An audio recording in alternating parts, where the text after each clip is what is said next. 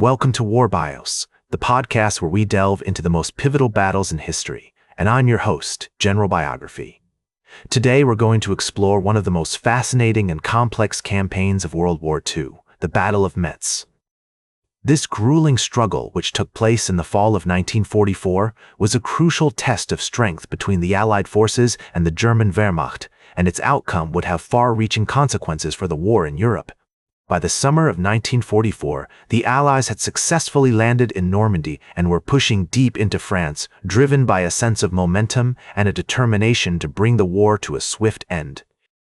The German army, however, was far from defeated, and its commanders were determined to hold on to key strongpoints, including the fortified city of Metz. Located in the northeastern part of France, near the border with Germany, Metz was a vital transportation hub and a linchpin of the German defense system, controlling access to the Saar River Valley and the industrial heartland of Germany.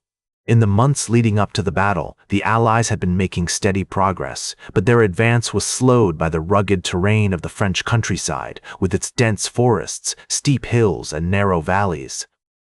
The German army, well versed in the art of defensive warfare, had expertly exploited these natural obstacles, constructing a series of strong points and fortified lines that funneled the Allied troops into killing zones.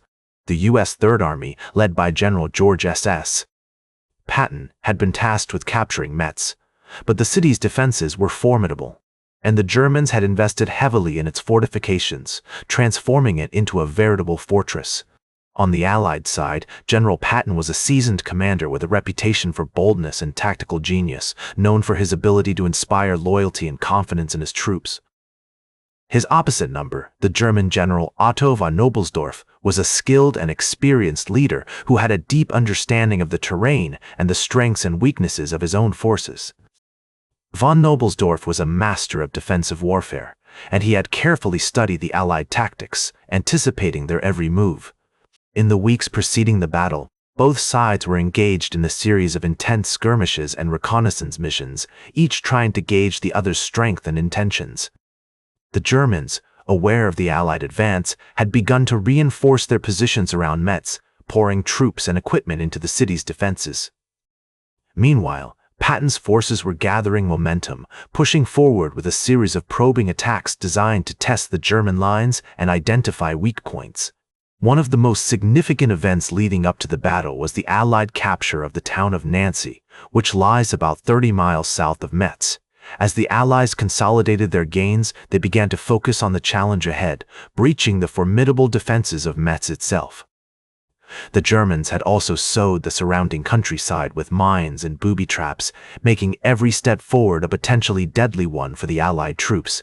As the Allies prepared to breach the defenses of Metz, they faced a daunting task that would test their mettle and strategic prowess.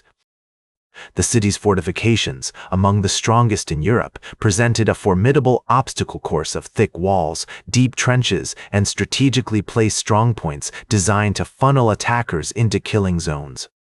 The Germans had meticulously sowed the surrounding countryside with mines and booby traps, making every step forward a potentially deadly one for the Allied troops.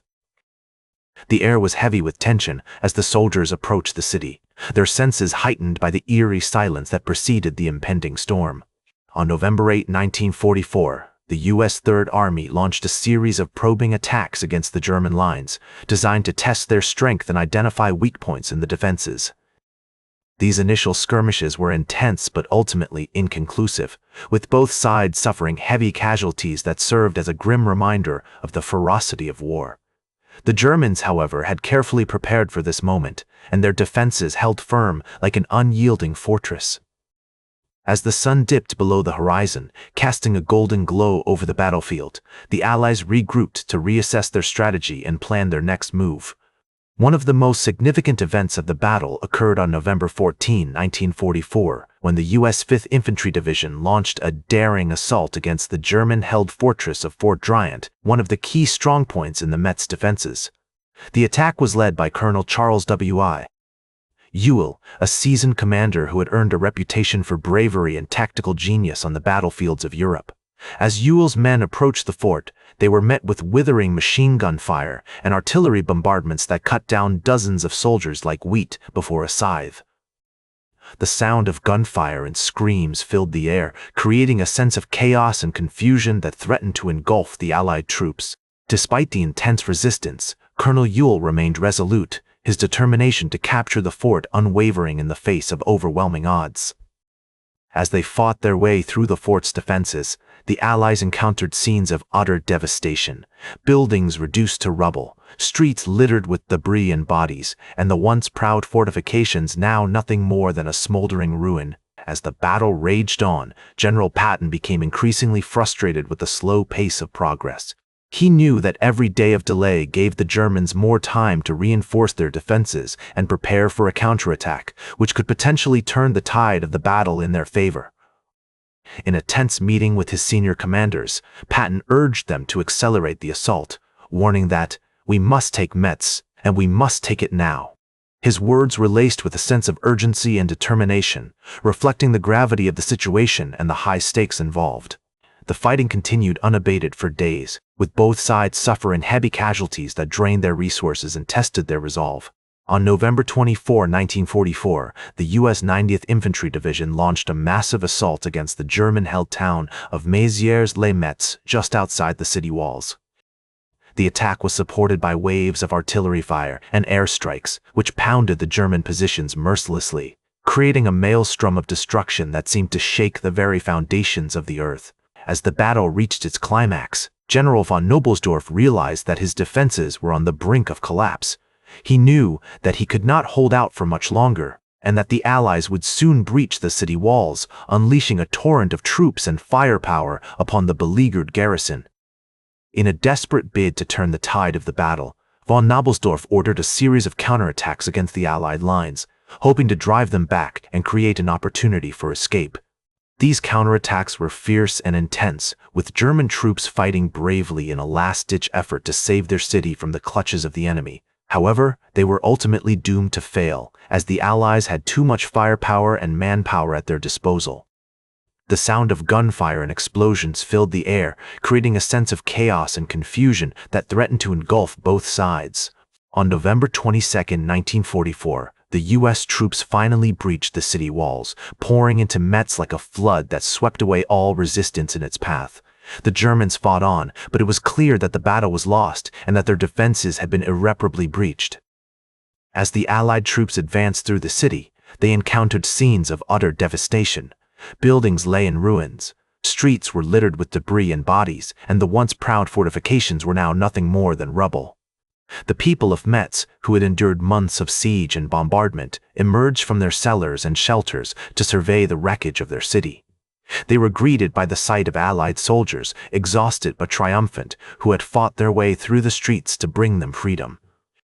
The air was heavy with emotion as the two groups met, their faces etched with a mix of relief, gratitude, and sadness.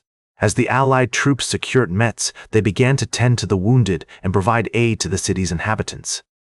The once proud fortress city lay in ruins, its streets littered with debris and rubble, a stark testament to the ferocity of the battle that had ravaged it. General Patton, ever mindful of the strategic importance of Metz, quickly set about restoring order and rebuilding the city's infrastructure. He knew that the capture of Metz was a crucial step towards advancing into Germany, and he was determined to make the most of it. The general's eyes scanned the devastated landscape, his mind racing with the logistical challenges that lay ahead. He had witnessed the worst of war, but even he was taken aback by the sheer scale of destruction that surrounded him. The city's historic buildings, many of which had been damaged or destroyed during the battle, stood as haunting reminders of the conflict's devastating impact on civilians. As Patton navigated the rubble-strewn streets, he couldn't help but think of the countless lives lost and forever changed by the war.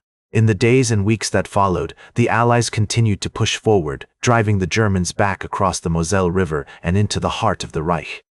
The Battle of Metz had been a significant turning point in the war, marking a major shift in momentum in favor of the Allies. As the war drew to a close, the city of Metz began to rebuild and recover. The inhabitants, who had endured months of siege and bombardment, slowly emerged from their shelters and began to reclaim their lives. They wandered through the ruins of their once thriving community, taking stock of the damage and marveling at the resilience that had sustained them throughout the ordeal. The city's historic buildings, many of which had been painstakingly restored to their former glory, stood as beacons of hope in a landscape ravaged by war. Today, the Battle of Metz is remembered as a pivotal moment in the history of World War II. Visitors can walk through the city's historic streets, taking in the sights and sounds of a place that was once a major battleground. They can pause at the graves of fallen soldiers, paying their respects to those who made the ultimate sacrifice in the pursuit of freedom. As General Dwight D. The legacy of the Battle of Metz can be seen in the city's architecture, its culture, and its people. The city's inhabitants continue to honor the memory of those who fought and died during the battle, and they remain proud of their role in shaping the course of history. That's all for today's War Bios. Remember to like, share, and subscribe, and until next time, I'm General Biography, reminding you to keep marching toward victory.